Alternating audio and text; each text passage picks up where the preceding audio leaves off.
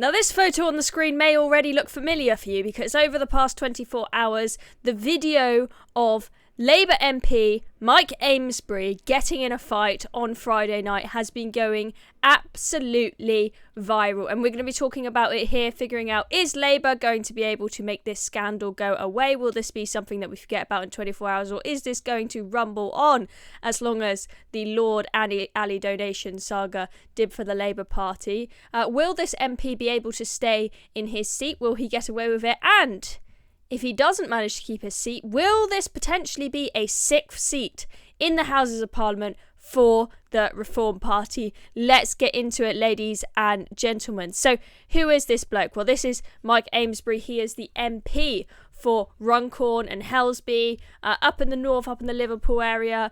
And he was the shadow housing minister for Keir Starmer for some time. So he's not just some nobody MP. He's been in the party working with them for quite some time. And the behaviour that we saw outside the pub was really not the behaviour that you would expect from an MP. So here he is outside the pub or whatever establishment he has been in, getting into a pickle. Now, you can go and watch the actual video that has been released if you wish. It's out there, but I will describe it to you.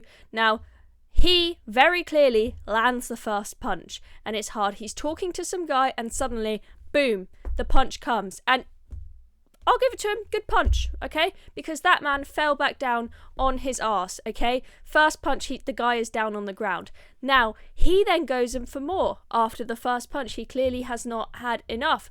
And so then he dives in down on the floor on this guy and he starts hooking him, getting more shots around the face, right? And I just want to point out that cannot be justified unless when he claims he was threatened, and we'll look at his comment in a minute. He really, really was in a dangerous situation because to punch someone when they are down on the ground, it was concrete. Punching them when they're close, their head is close to the concrete, is very, very dangerous. Head hitting concrete, not a good story. I don't know exactly what state the person who was punched is in, but that is a recipe for, potential brain damage and a very, very bad, irreversible situation if your head gets hit hard against concrete. So this is quite serious, the altercation that happened, if you ask me. So we have this video where we can clearly see that he is the first one doing the punching. But is he going to be able to, despite the video coming out, talk himself out of this? As I said, we don't know exactly what was said between him and this guy before this. So he has tried to appear as the good guy, and him being the one going to the police. I guess he probably thinks if he goes to the police and says that he was threatened, it looks like he is not the one running scared and he is the one that was in the right, and he is confident that he did the right thing. So he has said, the 55-year-old said, "Last night I was involved in an incident that took place after I felt threatened on the street following an evening out with friends. This morning I contacted Cheshire Police myself to report what happened during this incident. I will not be making further public comment, but will of course cooperate with any inquiries if required by Cheshire Police. I remain fully committed to working hard for the people of Runcorn and Helsby and am determined to remain an open and accessible MP for our community." Okay, so there he sounds quite confident in himself, but he says, "I felt threatened," without really giving any detail of what this is. I think it's being quoted somewhere from a bystander, that he was shouting to this guy, "You will not threaten me as an MP again," or something. So maybe the guy that he's punching is someone who made a verbal threat towards him, and he decided to follow that up with punches. I personally do not think that needs to be followed up with punches. If someone threatens you verbally, then you should contact the police or do what you need to do to get out of that situation. If that person then gets in your space and is acting provocative towards you, and it looks like they are about to hit you, then you react. Then you maybe get physical. So we don't know all the details. We've just got this one video, but I have a feeling from what I can see so far, this MP might be in the wrong, probably had too many drinks and acted irrationally, and now he's trying to get himself out of this. Now, he's gone to the police. as well as making this look like he's the good guy by going to the police, I think this may be strategic from a media perspective, because the press, there are very strict rules about if there is an ongoing police investigation, it's very, very difficult for you to comment on it at all. So if there's a police investigation ongoing, the press will have to be quite quiet about this. That may help Labour avoid a scandal. So maybe this will not be a huge scandal in the press for Labour, and by the time we find out more about it, and let's say we find out that he is guilty of assault, it may not be hot in the press anymore.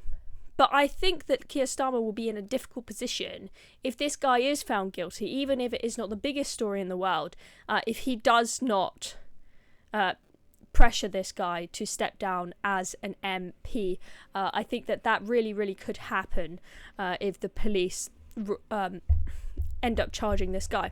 So let's just look at this seat. And we will see that actually this is, if you can see this, a very, well, not close, but potentially a seat that Reform could take off of the Labour Party should Mike Amesbury decide that he has to step down, because Reform are the party that came second to Labour, not the Conservatives. Now, you might say, oh, you know, Labour Party voters, they're a long way from Reform, they wouldn't vote to Reform, but this is one of the seats in the north, one of these sort of red wall seats where actually there are a lot of people that will flip-flop between Labour and the Reform Party. We definitely see the Reform Party appealing to a lot of potentially traditional Labour voters in the north. So I think this could be very, very interesting if we end up with a by-election here and we end up with another Reform MP in Parliament. Yes, it will still only be 6 of them, but 6 is better than 5. I think they've got a brilliant, strong team as it is, and they keep growing and growing. They're now making progress in local councils, and we'll have elections in Scotland and whatnot, where they've got more of a PR system where Reform may end up picking up quite a lot of power, and I think that will just help the momentum keep going with them. So let's keep an eye on this story, see what happens with the police investigation, and take it from there. Maybe we'll have an exciting by-election. I'm Chloe Dobbs, thanks for watching. Make sure you subscribe to the Reasoned YouTube channel so you don't miss out on any more updates. I'll see you all soon.